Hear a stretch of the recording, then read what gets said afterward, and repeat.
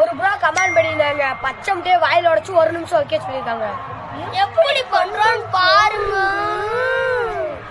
முட்டையை உடைச்சாச்சு, வாங்க ஊத்துவோம்.